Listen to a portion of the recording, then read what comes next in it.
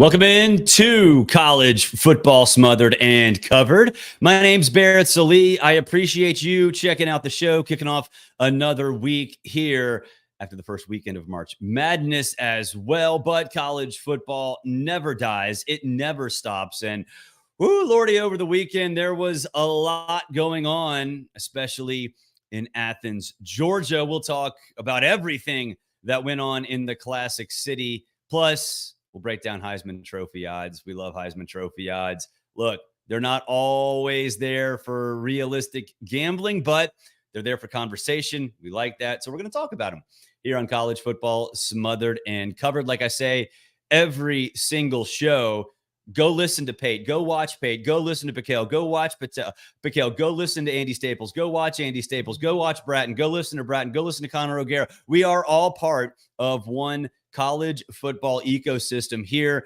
Not enough college football coverage out there in the national media. So what have we done? We've taken it to the new media, and that is where the majority of the people pay attention anyway. I mean, I'm looking at the numbers right now. We are already near 500 across all platforms, and I just barely hit live. By the time the show's over, we'll probably be pushing 8,000. And this is only a 23 minute video show. So, that's where the action is. That's where the action is. You can draw millions and millions of eyeballs simply by putting your stuff on YouTube, Facebook, and Twitter. So there was big news personally. Oh, and if you want to leave a comment, I have all the comments right here. It is 9:26 a.m. Eastern time. I will see them, whether it's Facebook, Twitter, wherever, YouTube. Leave it in the comment section. I'll try to answer. But big news for the show that dropped last week. We couldn't do a show Friday to talk about it for reasons that I could not control, but we are now part of the Believe Network. That's right. College Football Smothered and Covered. Got a new little logo right there in the top left corner, top right corner, I should say. This is the welcome graphic that they made for me. So part of the Believe Network, go check out all of their content. Great job across all platforms. They have the Sims brothers on there, plenty of other podcasts for you to listen to. So go to Believe.com and check out all of their content.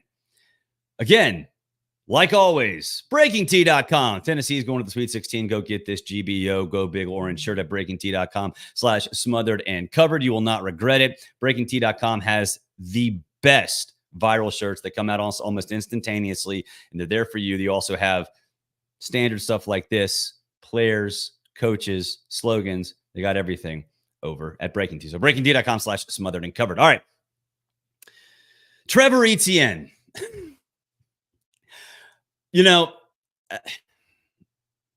Sometimes parody is reality. There's a joke, and look, it shouldn't be a joke, but on X it is, that Georgia players can't drive. And it should not be a joke because it's no laughing matter. We all know what happened last offseason with the tragic death of two people and two individuals. So it should not be a joke, but it just keeps happening. And it's like, y'all, get it together. Get it together. Trevor Etienne, Florida transfer, arrested Sunday morning, charged with misdemeanor DUI, reckless driving, affixing materials that reduced visibility of windows/windshield, and failure to maintain lane, improper driving on the road. Posted bond was released early Sunday morning as well. This is a big loss for Georgia if he's suspended for the Clemson game. And we don't know that. And I know Georgia fans are going to say, well, read the details. It's not that bad and all this other stuff. And okay, I get it. You got to defend your guy. You got to defend your guy. I don't like it sometimes, but okay, whatever. This keeps happening over and over and over and over again. And it's a systemic Georgia problem. And I know there are people that are point to the story last year and get all angry and whatever. Okay. It's not necessarily something that should get Kirby fired or even suspend. No, it's not something, because a lot of these incidents are minor. I get it. But they're incidents. And I'm a firm believer if you're an incident program or an incident guy, right? You're not a bad person. You're not a bad program. Just stuff keeps happening. And it's just over and over and over again. And Georgia's an incident program when it comes to traffic violations. I don't understand how the program itself can't nail into the ground a program that every player abides by, where if they can't drive for whatever reason, whether it's drinking, whether they don't want to, whether they're tired or they're lazy, whatever. There needs to be a program where they can call anybody and go get picked up. It really is not that hard. And I know there are some rules and regulations that need to be worked. Fine, whatever. Work through them. You should not have this happen over and over and over again. And so, yes, it is a Georgia problem. Is it as severe as people on the internet are making it out to be?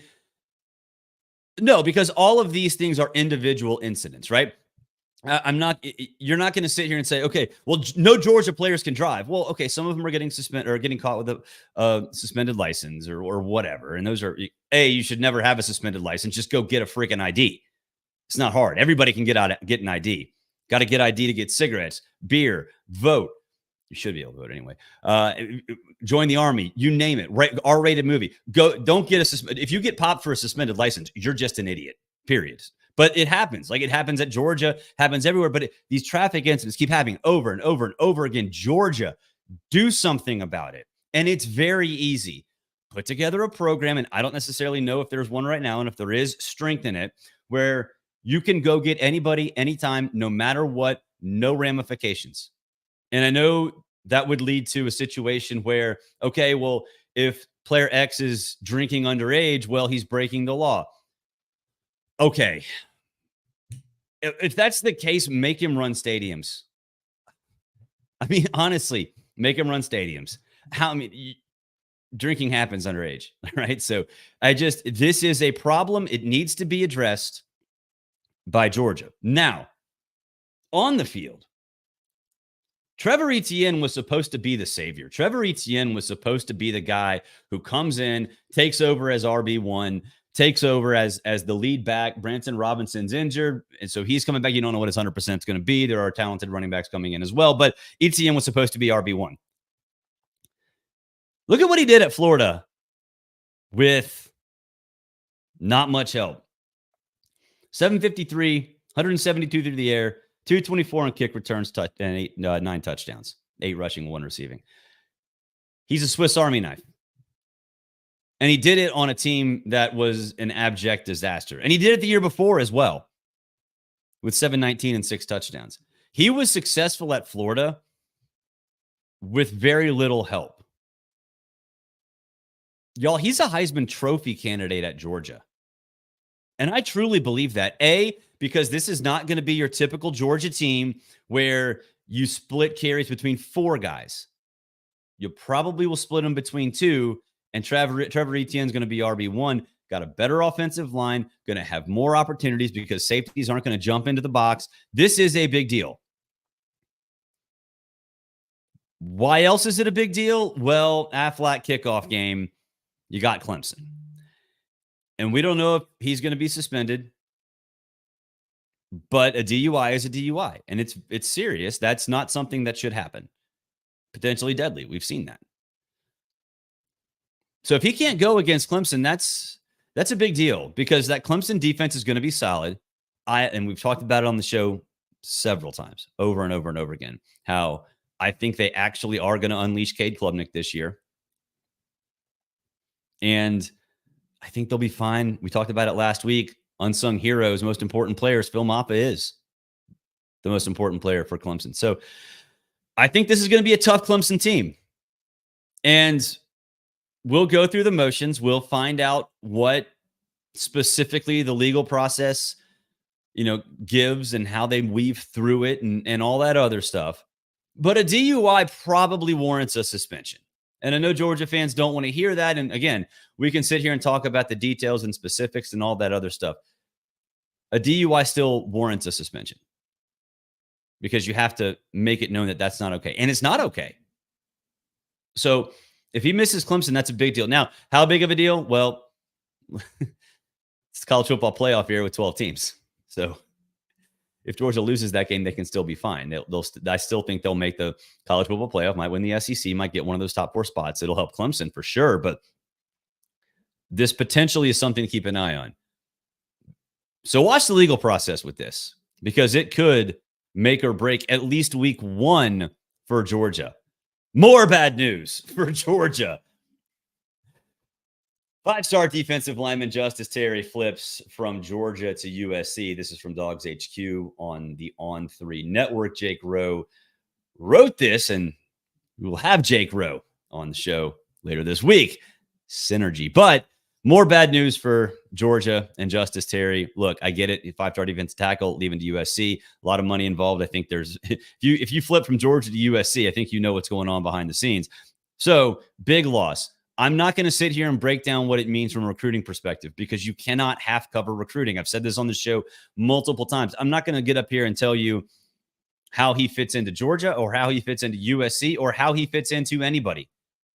Because for recruiting perspective, you go to guys like Jake Rowe for Georgia specific things. You go to the On3 Network for national recruiting information. You go to 24/7 Sports for national recruiting information. Not going to half cover it. What I think is interesting about this is Justice Terry flips and bam, on Sunday as well, Georgia lands a commitment from 2026 quarterback, one of the top quarterbacks and number one in the composite on three, Jared Curtis. Let me tell you a little bit about how this works. This is orchestrated. And I have a good friend, Brandon Adams, who does the Dog Nation podcast on AJC. Our kids are on the same travel baseball team. And we end up talking a lot because our travel team's not very good. So parents end up chit-chatting a lot. And he and I agree. This is one of those things that is completely orchestrated.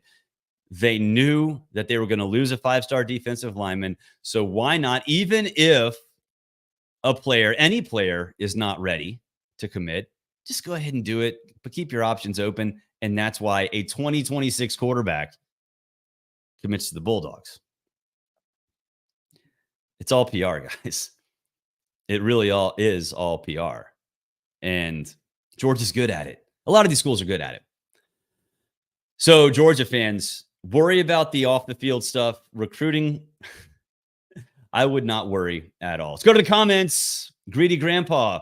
If and when the ACC disbands, which teams would go to the SEC versus the Big Ten? What happens to the rest? Okay, with the ACC, I think Florida State's going to get out, and I think sooner rather than later.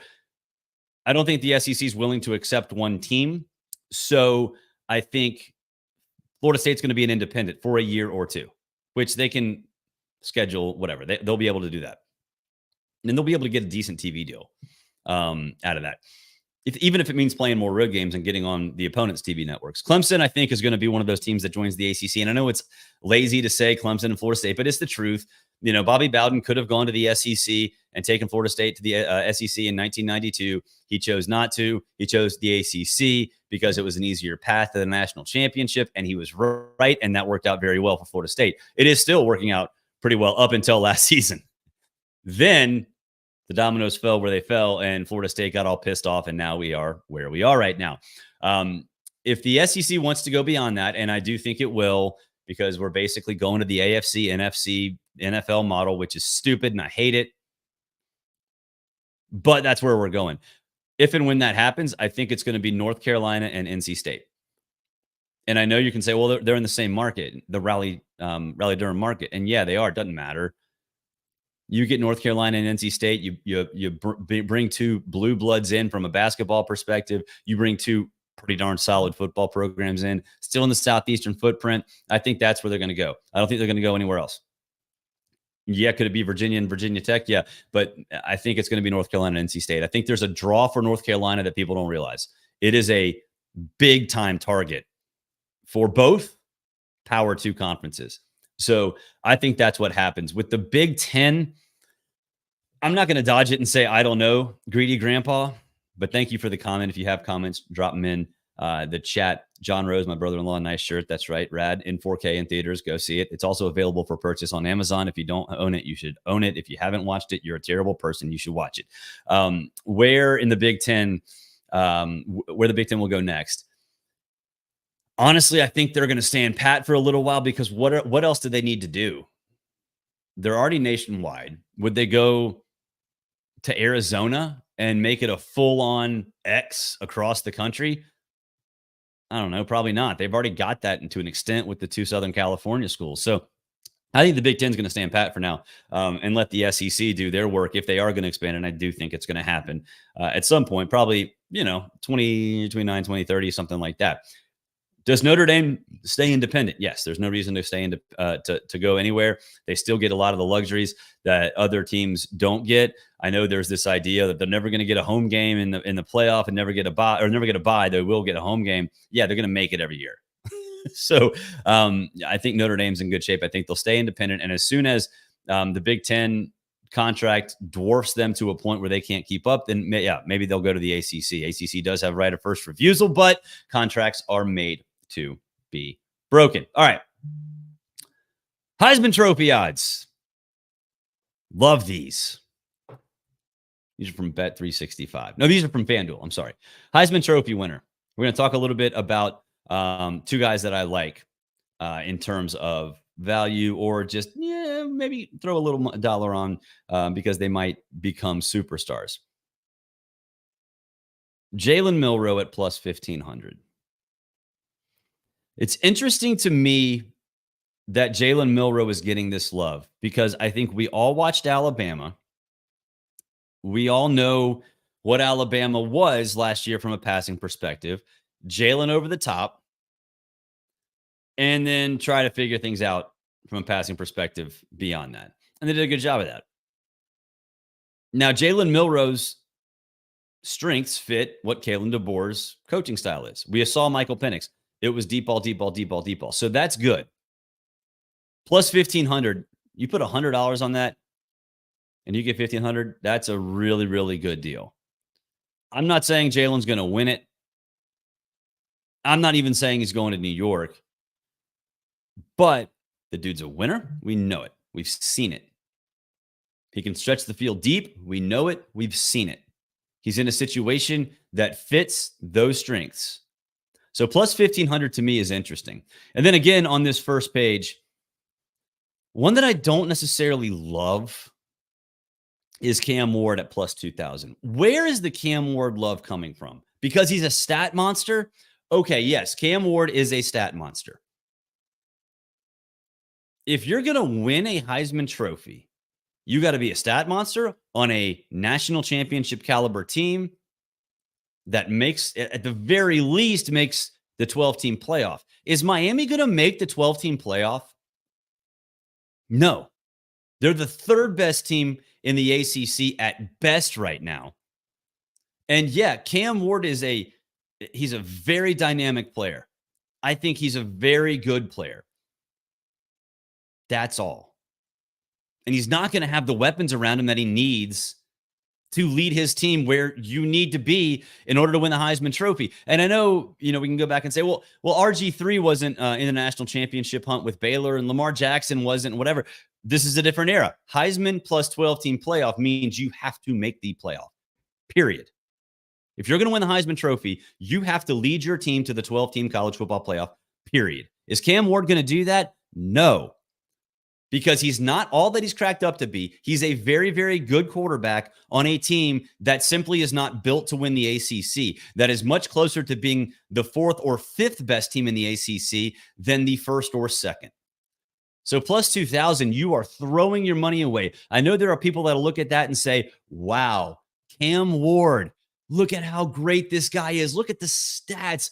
You're throwing your money away. You're burning your money if you're putting Cam Ward as a value anywhere on your Heisman Trophy previews. All right, second page of the Heisman Trophy odds. I think this is so interesting because we just saw Trevor Etienne at plus 6,000. What do we talk about? Trevor Etienne, Heisman candidate.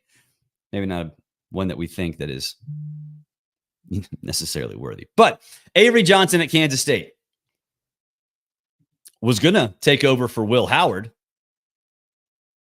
Will Howard wasn't going to start at Kansas State. And now you have Avery Johnson at plus 2,500. That is way behind Will Howard at plus 1,200. Why? I don't think Will Howard's going to start, but Avery Johnson is. And we saw what he was capable of at the end of the season in the bowl game. The dude can run. He's dynamic. He's got an arm, and he's at a place in Kansas State where they can make noise.